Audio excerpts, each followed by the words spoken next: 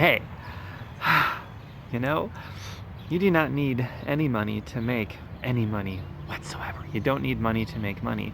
That inexcusable, unforgivable lie is all part of your obedience training at your job. How's your obedience training going? What did I mean by that? I don't say that to insult you, just so you know. I absolutely don't.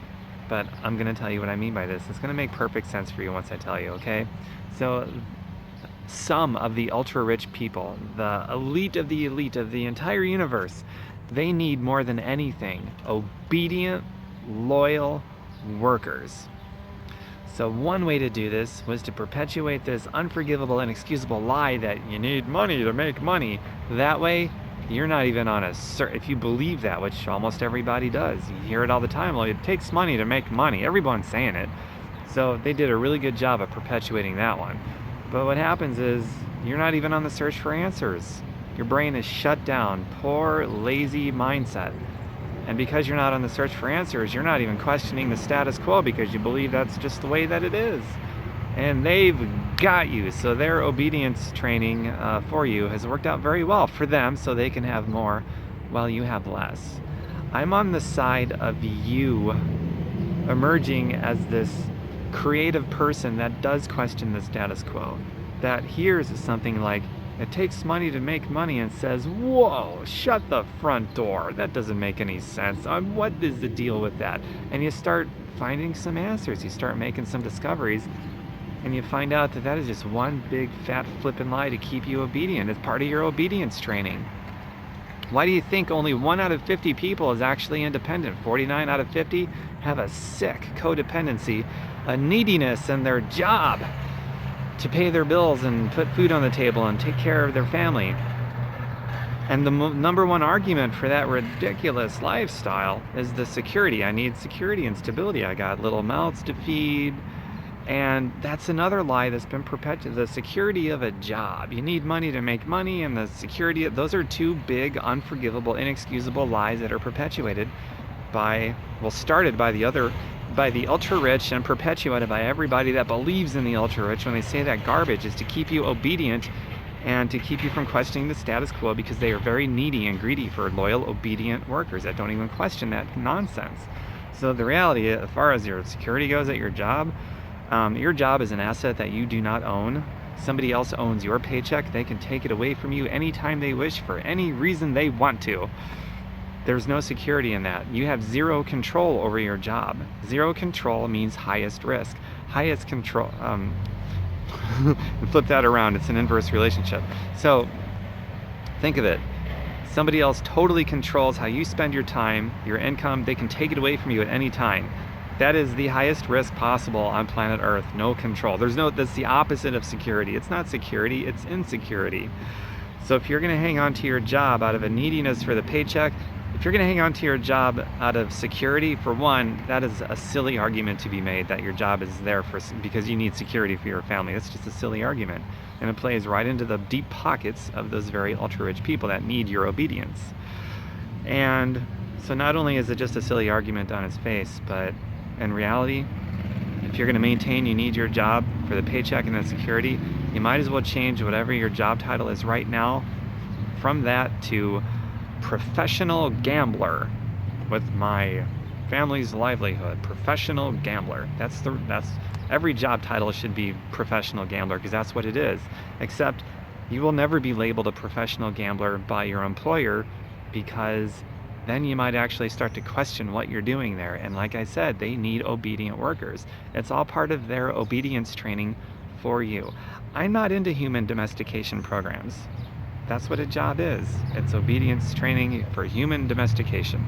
Now, I have to say this. I don't say that to put down jobs. I actually think jobs are just fine. We need them. It's a necessity. I think jobs are great.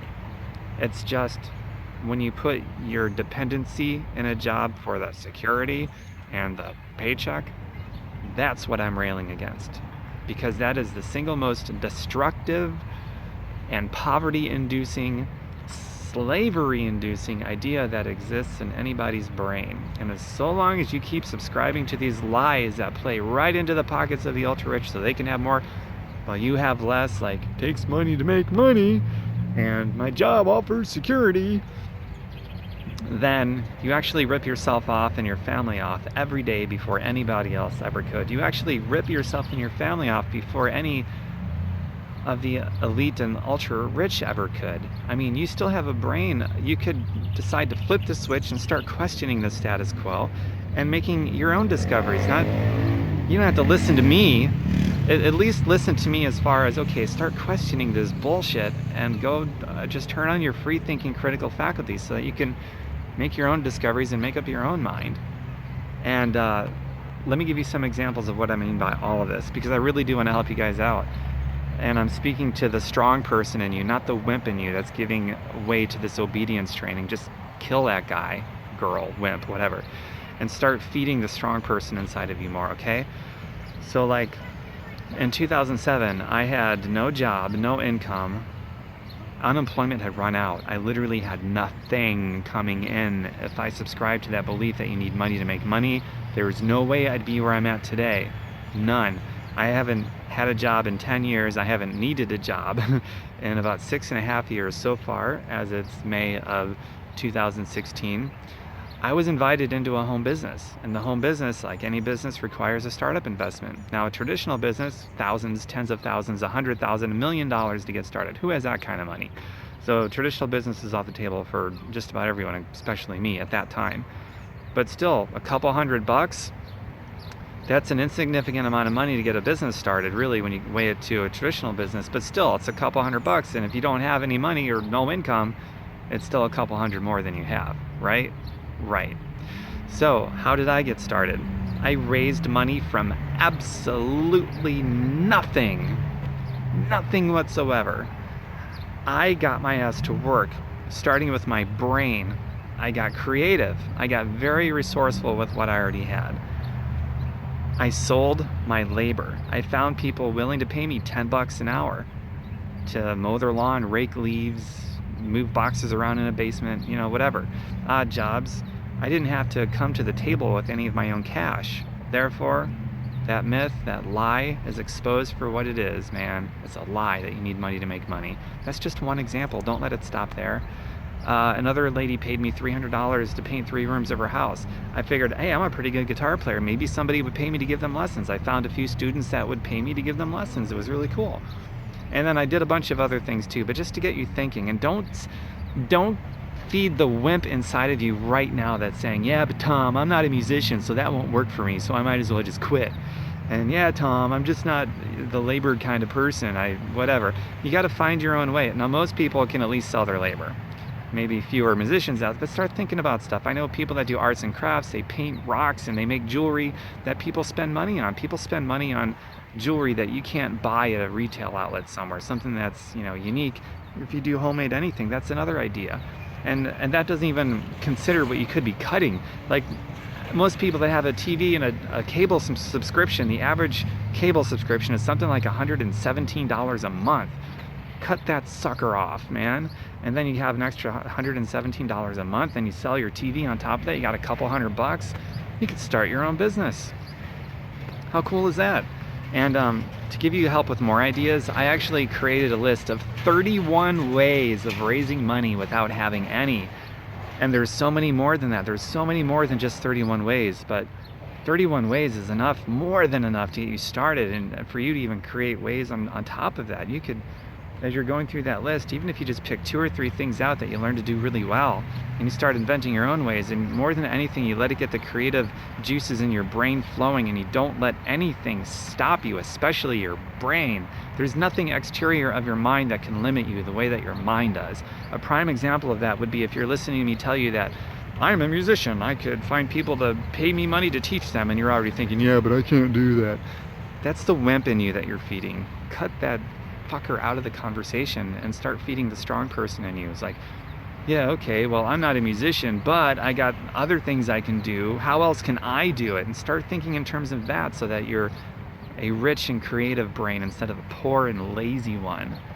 That's going to make all the difference in the world for you, far beyond what I could, examples I could give you in this video. Let the examples tap into your brain and expand your brain, not shrink it, expand it. The last thing that the ultra rich want you to do is expand your brain, question the status quo, and to ultimately get out of their stupid obedience training that they have you locked inside of right now. And you're the only person that can break open that lock, and I hope that you do, okay? At the end of the day, if you love your job, you can keep it, but not out of a sick codependency or a idiocy. You buy a business, you build it up in your spare time, and you're faithful with those minutes or hours, whatever you got. And because it's residual income, don't get into anything that doesn't offer residual. Otherwise, you're just as enslaved to the pyramid scheme known as the dollar as you are now. It's got to be residual and passive income. And you build that enough to where it eventually dominates over your job income. Now you're a free human being. Now you can keep your job because you love it, or get rid of it because you don't like it. And the option is there. Freedom is cool. Freedom is really cool. You can do it. I'm encouraging you to do it. And I hope that you do it, and you tell me all about it when you do it, because I love bragging about those kinds of things. People overcoming challenges, especially the challenge of the mind, to swap out some really dumb, stupid ideas that maybe you've been protecting for a very long time. So swap some of those ideas out, no matter how ardently you fought to protect them. Just get rid of the bad ones and have the humility to do it. Shrink the ego enough to do it. Give rise to enough humility so that you do kill the bad ideas, no matter how tough you fought to protect them.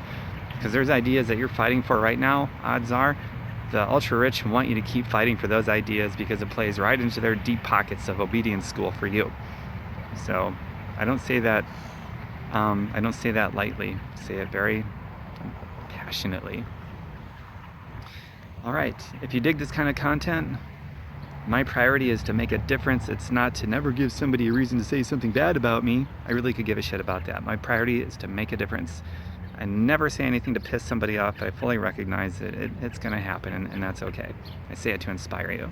My website is fireyourboss.xyz, and I've also got the 31 ways of raising money on that website if you want to check that out, that I alluded to earlier. It's on the right-hand column. Scroll down, you'll see 31 ways. I've also got a ton of blogs there, thousands of pieces of content.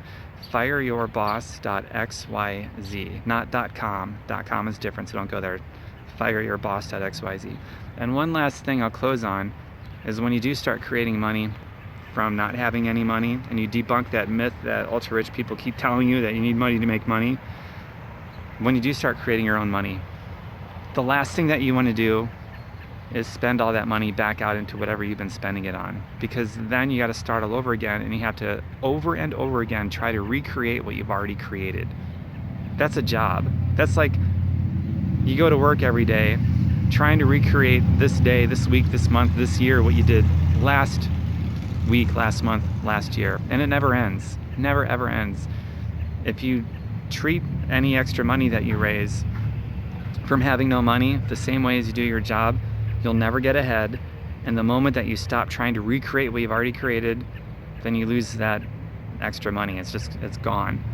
So this goes to the heart of why the middle is shrinking and why the poor stay poor. And on the flip side of that, there's very few in the poor who cross over and get rich. There's even fewer in the middle who cross over and get rich and go the right direction instead of the wrong direction. What they're doing, they're taking at least a percentage, even if it's a small percentage, of their time and their money, and putting it into something like a business that they own that will pay them residual money. Residual is the key. If it's not residual, if it's not passive, then you constantly have to recreate it. And that's hamster wheel money, whether you're self-employed or whether it's a job. If you constantly have to recreate what you already did, that's hamster wheel money. That's where they get the hamster wheel thing from, because working hard on his hamster, spinning that thing, going absolutely nowhere. That's hamster wheel money. So you have to take at least, even if it's just a little bit, you have to start reallocating some of your time and some of your money into something that's going to build residually, an asset that you own. And the home-based business arena, in my opinion, is the best, because it has the best risk to reward ratio on planet Earth. It has the most leverage, which is a wealth concept. And it's the only business model that actually reaches down to the lowest of the lowest people, including people that have absolutely no money and people that are even in debt. I know people that have been like $500,000 in debt, let alone no money. And now they're on the other side of that, where they got millions of dollars positive because they did something residual, a home business, where it only took a couple $100s to get started. Maybe they had to raise money from nothing. I know somebody that bought and sold video game equipment until he had enough money to get started, a couple $100, and then 5 years later he's a millionaire. Imagine that. That's incredible. I know another person who made jewelry and sold that because she had absolutely nothing. She's doing really good now. But that's what it is. It's the home-based business arena. It's the only one that reaches down to the bottom of the financial classes, even if you're in the hole. And you can use that, grab hold of that sucker and pull yourself out as high as you want to go, because it has the best leverage, the best risk to reward ratio on planet Earth, and in all of business, the best startup cost because it's the lowest. It's pretty neat. All right, so that's how the poor get rich, and very few of them do it. But if you want to separate yourself from the poor who stay poor and the poor who get rich, you got to start looking at your time and money, even if it's just little bits, consistently you put into an asset you own that builds residually, and eventually it's eminent. You will come out ahead. You'll emerge at some point in the future ahead. There's no such thing as I don't have time, because that time is going to pass by anyway, with or without your bad ideas. The time's going to pass anyway, so you might as well emerge at some point in the future actually ahead, so that you have more time and more control of your life. Alright, that's all I got for you. FireYourBoss.xyz, and please feel free to share this if you know somebody who could use a message like this, who could stomach it, and who might even be inspired by a message like this. Feel free to share it. And I'll see you guys later, okay? Bye for now. More videos coming real soon.